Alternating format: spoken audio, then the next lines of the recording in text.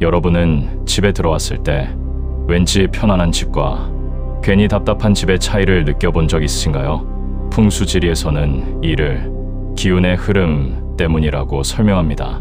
같은 평수, 같은 구조의 집이라도 물건을 어디에 두느냐, 어떤 방향으로 배치하느냐에 따라 재물운, 건강운, 인간관계운이 달라질 수 있다고 말합니다. 오늘은 풍수지리학자의 시선으로 집안에서 반드시 확인해야 할 좋은 배치와 나쁜 배치를 알아보겠습니다. 혹시 여러분의 집에도 해당되는 것이 있는지 끝까지 확인해보세요. 칸장, 현관은 집의 입이다. 풍수에서 가장 중요하게 보는 곳은 바로 현관입니다. 현관은 사람만 드나드는 곳이 아니라 좋은 기운과 재물운이 들어오는 통로로 여겨집니다. 그런데 많은 집들이 현관에 신발을 잔뜩 쌓아놓고 있습니다. 신발이 어지럽게 놓여 있으면 좋은 기운이 집 안으로 들어오는 것을 방해한다고 봅니다. 특히 현관문을 열었을 때 바로 보이는 위치에 신발 더미가 있으면 좋지 않습니다. 현관은 최대한 밝고 깔끔하게 유지하는 것이 좋습니다. 2장, 깨진 물건은 바로 정리하라. 풍수에서는 깨진 물건을 매우 좋지 않게 봅니다. 깨진 거울, 금이 간 컵, 고장난 시계, 사용하지 않는 전자제품, 이런 물건들은 정체된 기운을 만든다고 합니다. 특히 멈춰있는 시계는 운의 흐름이 멈추는 상징으로 여겨집니다. 언젠가 쓰겠지 하며 보관하는 경우가 많은데 풍수에서는 오히려 빨리 정리하는 것을 권합니다. 3장, 거울 위치가 중요하다. 거울은 풍수에서 강력한 물건입니다. 좋은 기운을 확장시키기도 하고 반대로 내보내기도 합니다. 가장 주의해야 할 것은 현관문을 정면으로 비추는 거울입니다. 풍수에서는 들어온 복이 그대로 반사되어 나간다고 해석합니다. 또한 침대를 비추는 거울도 좋지 않다고 봅니다. 수면 중 안정적인 기운을 방해할 수 있다고 알려져 있습니다. 4장, 침대 위치가 건강운을 좌우한다. 풍수에서 침실은 매우 중요합니다. 하루의 3분의 1을 보내는 공간이기 때문입니다.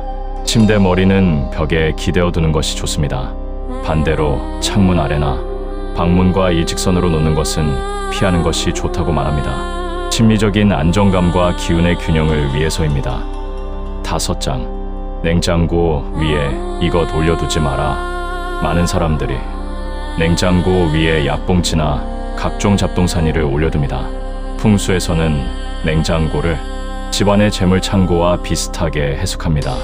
그 위가 어수선하면 재물운도 불안정해질 수 있다고 봅니다. 냉장고 위는 최대한 비워두거나 깔끔하게 정리하는 것이 좋습니다. 6장, 화장실 문은 닫아두는 것이 좋다. 풍수에서는 화장실을 기운이 빠져나가는 공간으로 봅니다. 그래서 사용 후에는 변기 뚜껑을 닫고 화장실 문도 닫아두는 것을 권합니다. 실제로도 위생관리 측면에서 도움이 됩니다. 7장, 식물은 좋은 풍수 아이템이다. 건강한 식물은 생명의 기운을 상징합니다. 금전수, 스투키, 산세베리아 등이 대표적입니다.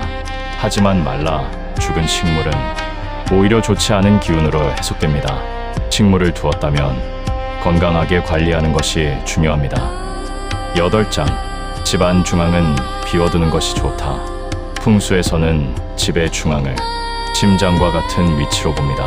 중앙에 큰 짐이나 사용하지 않는 물건이 가득 쌓여 있으면 집안 전체의 기운 흐름이 막힌다고 해석합니다.